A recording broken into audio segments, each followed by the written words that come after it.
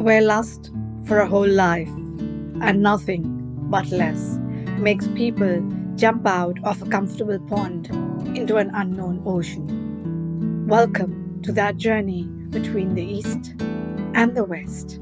Who says Rolling Stones don't gather moss?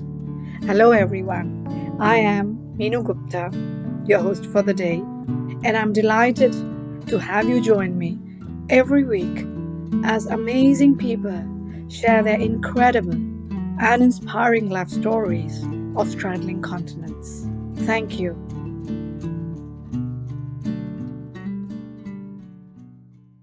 Dear friends, today we initiate the wisdom section in our series Between the East and the West with Swami Ishatmananda, the president of the Vivekananda Vedanta Society of Chicago. Amongst the many activities he does, he has also been involved in setting up educational institutions, even in a jungle, and running orphanages and much more. Now, why have we chosen the Vedanta Society? Because the society states that the underlying substance behind all phenomena, names, and forms is one. So, in this episode, we will go through East and West and then beyond. A few thousand years ago, the scriptures of India affirmed that truth is one.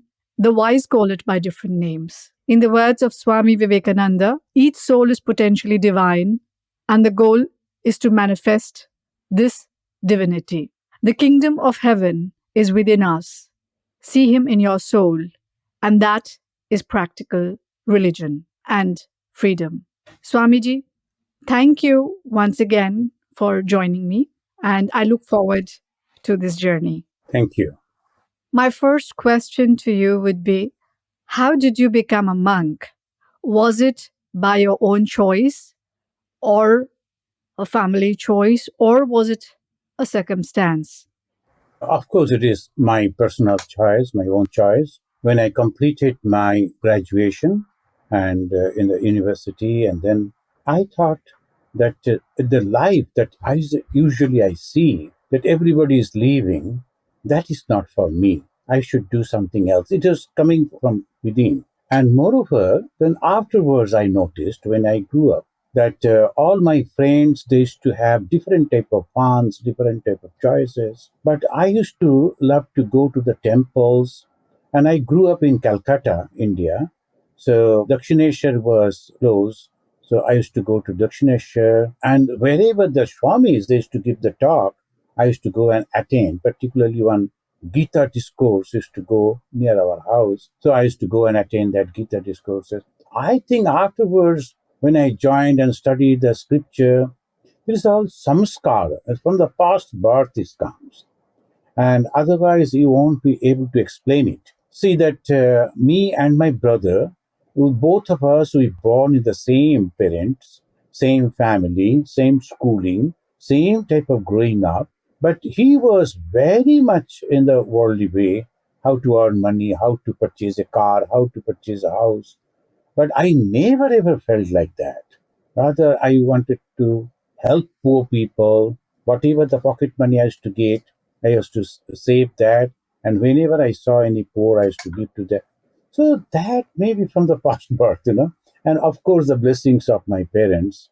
So then once I went to visit a Ramakrishna Mission Institute in Cherrapunji. There I met a Swami, very dynamic Swami, and he was giving education to the tribal children in the Meghalaya. That is the state, with Cherrapunji, that is the place. So in that, there when I saw him, and then he said, "Why don't you become a monk?" I felt that I was waiting for that call. And I was 23 plus that time, and I immediately decided. Of course, I joined over there. Then I wrote to my mother. I heard from my friends that she was upset and all that. And I lost my father when I was a child. So mother was only there. Though I wrote to my mother, the mother, if you ask me to come back and live a householder's life, I will surely come back and do that. But I think I won't be happy in that life. But if you bless me to become a monk and stay at the feet of Bhagavan Sri Ramakrishna, Swami Vivekananda, Ma Sarada Devi, I think I'll be happy. And mother wrote me back in those days. I don't know whether they have still having or not. Postcards used to be. The people used to write on postcard. I preserved that postcard for a long period of time. Then it lost.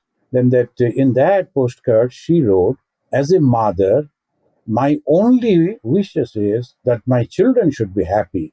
If you think that at the feet of God you'll be happy, all my blessings are with you. And then I continued from 1975. Now it is 2023. That's interesting.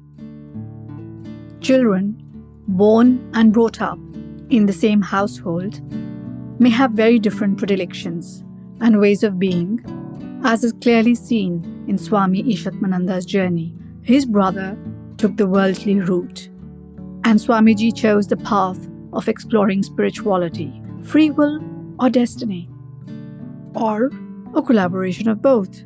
I believe that we as souls have already chosen our parents before we arrive in this world, and our tendencies are preordained by our previous lives. Circumstances will continue to unfurl also based upon our previous lives. Yet, when the time comes to choose, we can exercise free will to decide our paths. Then, what is the purpose of the Vedanta Society in India and now in different countries in the West? In India, the Swami Vivekananda is the founder, but he was actually taught by Bhagavan Sri Ramakrishna.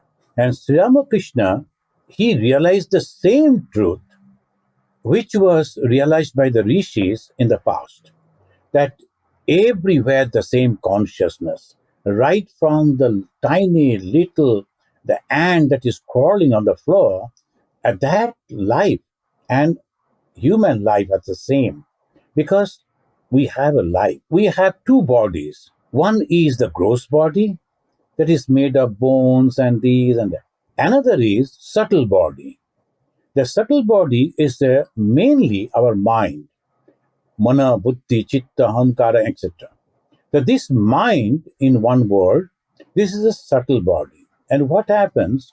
Whatever we think, whatever we do, whatever we hear, all that goes on the impression in the subtle body. And accordingly, that we behave. Now, we are in reality a Brahman, the God ourselves. Truly, we are all God ourselves. The Swami Vivekananda said, his disciple, the sister Nivedita, Swamiji's disciple, the sister Nivedita, she asked, what is your philosophy? And in reply, he said, my philosophy can be said in two sentences. Make people aware about their divine nature. What is the divine nature? Love and unselfishness. Each and everyone is having. Make people aware about their divine nature and to help them to manifest it. So Vedanta's ultimate goal is to make people aware about their divine nature. Goal would be same in India as well as outside, so in the East and the West. In the East, Swami Vivekananda started the organization in the name of Ramakrishna Mission, because particularly India and the Indian subcontinent, they were under the subjugation of the Britishers. And Britishers, naturally, the foreign rulers, they were not careful about our education and about our prosperity, about our happiness. Naturally, the rulers, they don't care about that. Foreign rulers. Then what will happen? So Swamiji said, you, the educated youth of India, instead of having something for yourself, why don't you give it to others? So become monk and nuns. Dedicate your life for the service of the people. How? Give them education. That is the first thing he said. Education, education, education. Education is the panacea of all evils. In India, at that time, it was really, really necessary. So the Swamis, sannyasins, and the nuns, they went out, started giving the education, healthcare. And when there will be the national calamities, give them some relief of. So that they started that field. At this moment, it is not that much necessary, but we are continuing. In the West, we don't need to start in hospital or a school. What we do, we give them Vedanta. They have everything, but they are not confident about themselves. They're egoistic, but not confident. So they are not getting peace. I have seen so many young people. They are unfortunate. I don't know. They are taking up the different type of narcotics and all that. So obviously they are suffering. Why they are suffering? They are not aware about their capacity. Born in America and not utilizing the wealth of America, they are going and suffering themselves. So what we do, we give them self-confidence and guide them that you will be happy not by taking the narcotics, but by meditation and by helping others, but by praying for others. So these are the two different way we are working the same, East and the West, same work. In India, it is necessary to give them materialistic help at this moment. As Bhagavan Sri Ramakrishna said, the empty stomach cannot practice religion. So that's why we have to help them basically. But here in the West, we don't need that. We have to help them psychologically, mentally. Okay, so that I find interesting because, and that must have been the reason why in the jungles or in the deeper forests and villages, orphanages were required and hospitals. And so there you are serving society at the material level, like you said. And I totally agree with you. An empty stomach, how can an empty stomach focus? Maslow's law of hierarchy, I would say. And in the West, you are catering to their psychological needs, serving them. Beyond that as well, because people are different in different parts of the world, what are the questions that come to you in the East, in India, and the questions which come to you in America? The questions. See, in America, this is a wonderful country, I should say, because in America, the people are completely free minded. The free country, free people, always they say, and it is true. And you know why? Because in America, there was no king. Whole of Europe and Asia, we were having kings and still having kings. In India, all is ruled by the kings. The moment there is a king, it is not only ruler, it's a king. King is the first person. Everything should be for the king. And whatever left over, that will go next to the ministers and who are close to the king. Then finally they will think about the subjects. They are not the citizen, they are subjects. Praja, in Sanskrit, praja. And they are subjects. But in America, they were having some ruler, the British, but the king never came over here, so they never knew what is that way. The Europe and Asia, they felt the presence of the king. So what happened? The people, they always depend on the king. King will take the decision, king will perform, king will do everything. Right from the Ramchandra's area, that era, that the king, everything king. But here in America, they always think for the people. So why? This is my country. I have to think for my betterment. So this is unique in America. What they will do, they will give you all opportunity, but you have to stand on your own feet. And no one will stress a hand for the help. The when they are stressing that, the society, they don't accept them at all. The homeless, they are there, but unfortunate people, because they were born as human beings, and they were born in a very rich, developed country, but very unfortunate, they could not utilize that, and they are suffering. That's a different story. But in India, the people, they always think the moment there is a minister, he will do for me. So what we do, we always try to tell people in the democracy, you are the master, you are the maker. You are hiring some people to look after your property. That is your country. That is called Gana Tantra. Gana means the people, and Tantra means the rule. So that is the way you should think. Somebody, he's telling, I will offer you the rice in 1 rupee. Or somebody said, he said 1 rupee, I will give him 50 paisa. This is an insult to us. I am employing you to look after my property, that is my country. We are giving the vote, that means I am choosing you, and then you are supposed to look after my country, my property. So that is missing. That temperament is missing. It will take time to understand. Swami Vivekananda gave that idea. Anything leader will do, anything the other people will, government will do. The Vivekananda said, remember, right from your birth, you are dedicated at the altar of your motherland. All these 33 crore gods and goddesses are sleeping. The only goddess that is alive and awake, and that is your motherland.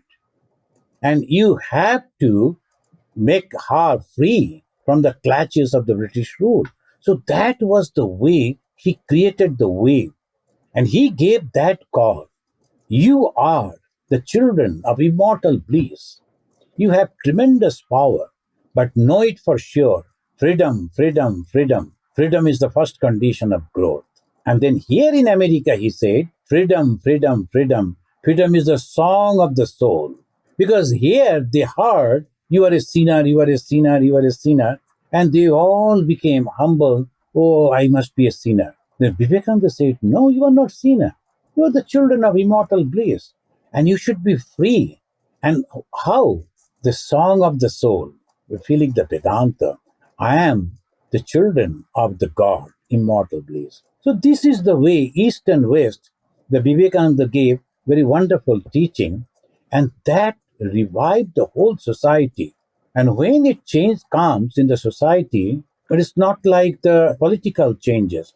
It is psychologically, it changes. So we don't notice it. It takes little time, but it change comes. And that is the contribution the Vedanta Society is doing. We are continuing that legacy. At the time when Swami Vivekananda set it up, the Vedanta Society, and yes, at that time in the 1800s, India was under British rule. So the needs of those times were very different. We've gone through that time, we are thankfully in more fortunate times now in a democratic country in India. So then again, that was then and now, how the Vedanta Society catered to different questions in the East and West. But as we speak now, the materialism has literally taken over the East in the large cities and so on. When people come to you from those levels, they are like India at present is a country of contradictions. Rich can be very rich and the poor can still be very poor. And there's a very growing middle class if we consider materialism. So, having said that, the questions now, have they changed?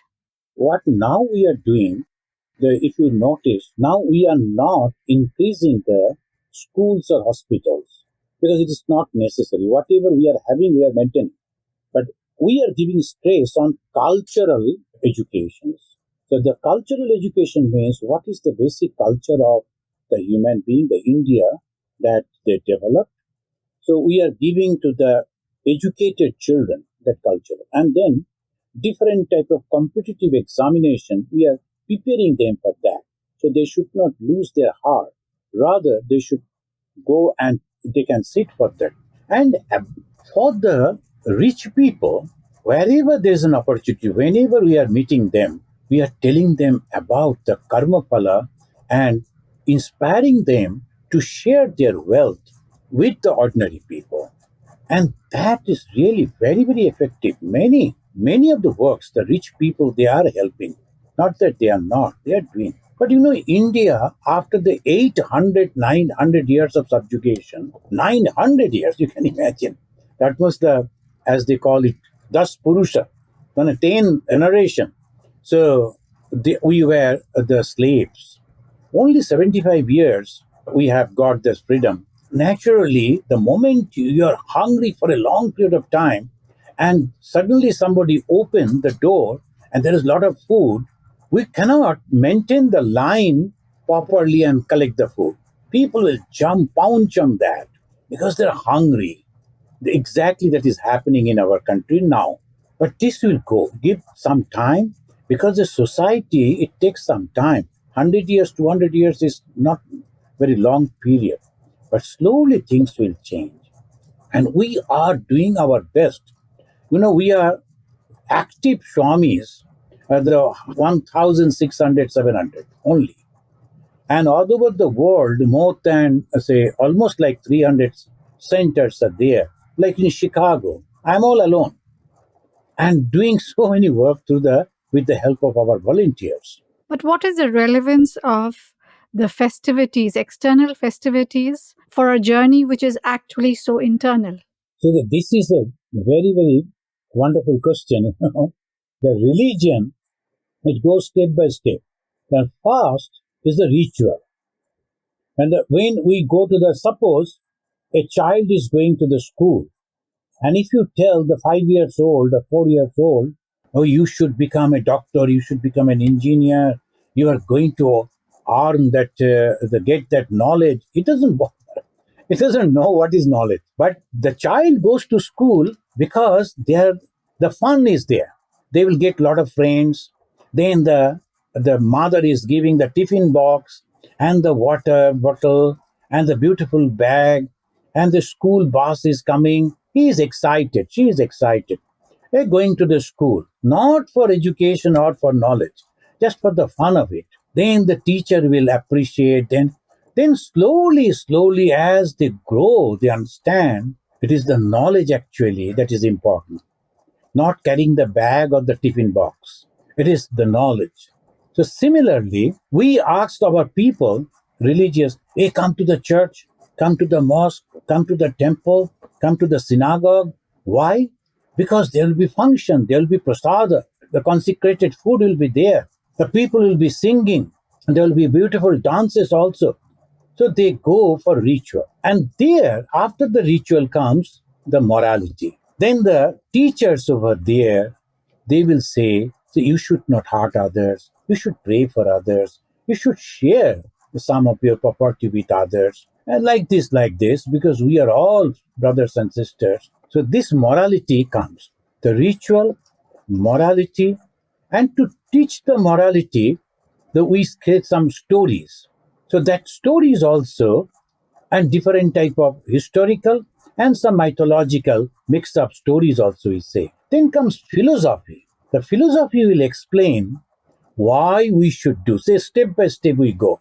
The first is ritual, then morality, then mythology, then philosophy, then comes the spirituality. Spirituality means being and becoming. So you become like that.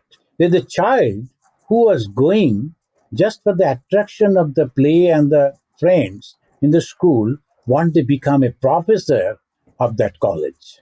So spirituality means you transform into that. This is the way we have to understand. So we need all these festivities, all these functions, programs. And by that way also, the programs and functions, that helps the economy also. The same thing that we go on doing, meditating regularly. So sometimes you are having some program function that encourages people. That is the reason and nothing else. And tell us a little about the Home of Harmony that has been set up. I read on the site and I found that very interesting. So I didn't know about it, and I'm sure a lot of people don't know. If you could just tell us a little bit about why and what. So the home of harmony, that name I have given, it is a home. Home means where the people feel free. If it is an office, if it is a temple, the people are reserved. But in the home, they are completely free. And what is the home? Harmony. Why harmony? Because different type of thoughts will be there, different type of ideas will be there. But we are not fighting each other. Rather, we are supporting each other. So that is the way when we go there. So home of harmony. So there, as Bhagavan Sri Ramakrishna, that is we always consider an avatar of this present age. And every avatar, the incarnation of God, they come with a purpose. The purpose is to establish religion. When Bhagavan Sri Ramakrishna came, there were different paths, different religions. When Sri Krishna came and he said, Sarva Dharman Parityajya Mamekam Sharanam Bhaja, Dharma, he meant responsibilities, different type of responsibilities. Forget all those and take my refuge. But when Sri Ramakrishna came, Dharma means different paths, different ways. Now, Christianity, Judaism, Islam, this Semitic three religion, then Buddhism, Jainism, Hinduism, then Sikhism, and so many others are also there. All are going to the same goal. And that very unique way, Bhagavan Sri Ramakrishna not only propagated, he practiced in his own life. Will you believe a Hindu priest? And in those days, orthodoxy was so much. And in the temple, he started praying like the Muslims to understand whether by that way also one can get the peace and happiness. So he practiced Islam in that way in the temple itself. It's still there. That tree under which he practiced Islam, it is still there in Dakshinesha, very close to Calcutta. And he practiced Christianity the way he went and prayed. And he saw it is true. The Lord Jesus is alive. So this is the spiritual, the mystical experiences. All paths he followed. Then he declared, all paths are leading to the same goal. Only my path is going. Why? Anyone can. He gave 2-3 examples. I will just quote that. One, he said, there was a pond and one person came down from one side and took some water and said, aqua. Another person came down and in the Indian language he said, there is pani. And third one said, this is water. Shall they fight? Actually, they're taking the water only. The same thing in different names. And similarly, the Christians, the Muslims, the Buddhists, the Hindus, all they're going to the same high, and then they find it is God. They call it Jehovah, they call it Allah, they call it Buddha, we call it Bhagavan, but all are same. And what is that? Love and unselfishness. Then why we're fighting? Because of our ego. Now, I sometimes give the example like this. Suppose you like to go to Washington, D.C., the capital of America, from Chicago. You can go by road, driving a car. You can take a train and go. You can take a flight and go.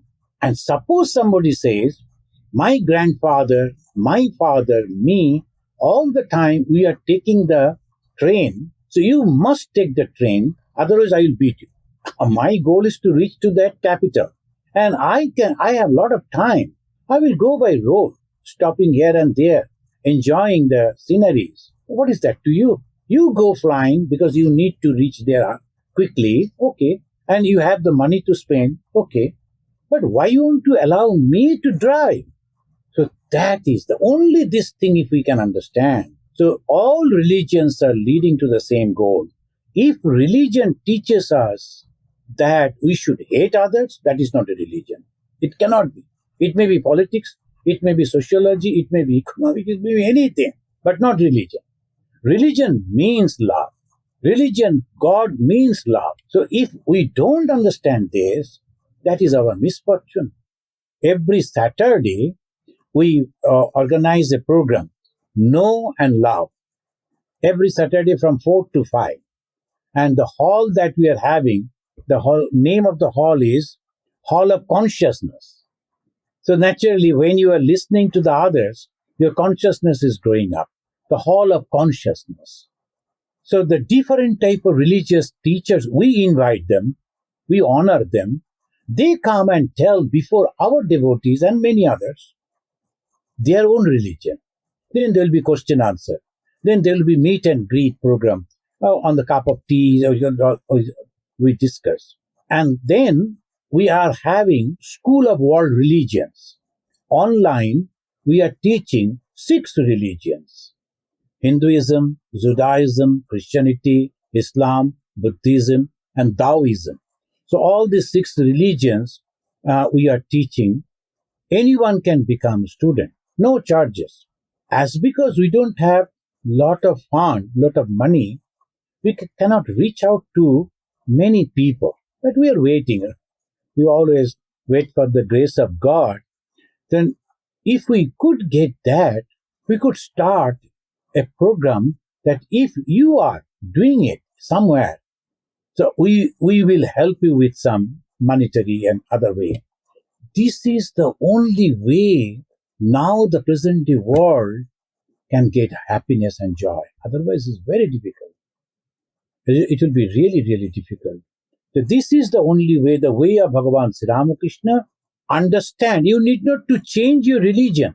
You need not to change your habit. You need not to change your practice. Only thing, develop love for others also. He or she is also proceeding to the same goal, and be clear about your goal. So ambiguity, some confused idea about God, the God is in the midst, God is this, God is that is all worthless. God is love, and God is unselfishness. And whatever the path you take, you must develop these two qualities. If not, something wrong in your practice. So, in this question, essentially, in the House of Harmony, where you equate religion with love, it's to you bring together all religions under one roof. It's a beautiful concept of unity in diversity. I love the idea. I have one last question, and the most important. Somewhere at the beginning, you already said who or what created the universe in as we know it. And I remember you saying somewhere that we can be honest enough to say we don't know. But who created? Who created this? Or what? We say the Bhagavan, he created, and the Christians will say the God has created. You see, Christianity say God created this, and he said, "Let there be light." There was light, and finally he created the man, human, out of his own image. That is all Christianity. Almost the same. The Islam they say 7 days the creation, but we say no. The moment the God thought, immediately it's created. And Hindus, the creation, they explain one through dualistic point of view. They say Vishnu. Vishnu means Vistareti Vishnu. Everywhere it is pervading. But as because we cannot conceive, we cannot meditate what is everywhere, so we have given an imaginative figure. The Vishnu is having 4 hands and he is creating. Shankha Chakra Gada Padmadhari Vishnu, it's all imagination. And Vedanta say it is consciousness. And the consciousness, a wave came. What is that wave? I am alone. I like to be many. And out of himself, or that self, it became everything. Not one by one, at a time. Everything. So Vivekananda said, like that. And Vivekananda said, we do not know when the first creation was. That is not the God. When the first creation. So we don't know in terms of time, but we understand the concept, the Big Bang equated to the scientific, the words that they would use. But the question then is, why should the souls, let's say there is this Big Bang, there was consciousness which wanted to manifest into multiple entities and planets. Why should the souls go through the play of life and death? Essentially, the whole karmic chain just to try and unite again with the source. Why would they break away from the source in the first place then? Just to prove a point, hey, I'm alone and I want to now play a bit. I'll create many parts like, like a dough. And then there are some many parts of the dough which come out to eventually come back into the main dough. Why? This is a karma theory that the Hindu they believe. Now in the Christianity, you will find the story, the God created the man, Adam, and the Eve. And this Adam and Eve, they were very happy and they were living with God. Then God said, wait over here, I am coming back after finishing some other work. In the meantime, here, the twist of the story is difficult for us to understand that something came in the form of a snake, or they call it Saturn, the devil, and offered a fruit. And the moment they ate that fruit, what happened to them? The body consciousness came. They were completely very free. The moment that they took that Adam and Eve, they ate that fruit, the body consciousness came, and when the God was approaching them second time, they took out the big leaf, fig leaf, and was protecting themselves, their body. God immediately understood that they are not part of me, they are separated. This is the Christian story. What we think, it is only the ahamkara, is the ego, that separates us.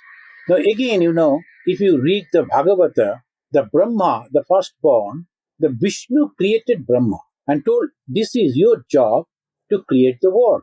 I give you knowledge and I give you power.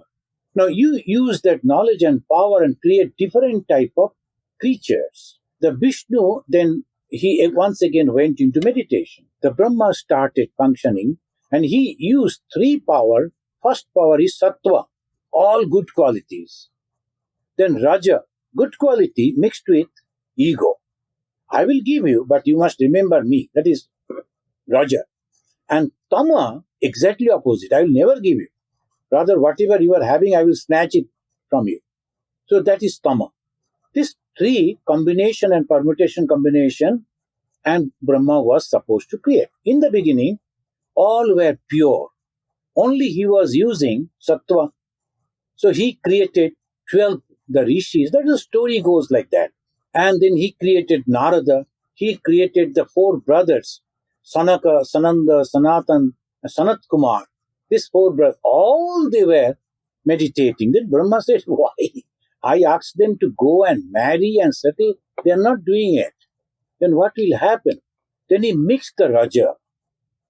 The moment he mixed the Raja, then again he created out of his own mind, then came the Prajapati. Prajapati means the kings. And they said, Father, tell me what I should do for you. Now the moment they touch their hand on their chest and say, me, that is the ego. Now this is the beginning. The moment the ego comes, we are separate from the God. Now we have to go back to God. Otherwise, we'll never ever become satisfied. Then how to go back to God? You have to erase the ego.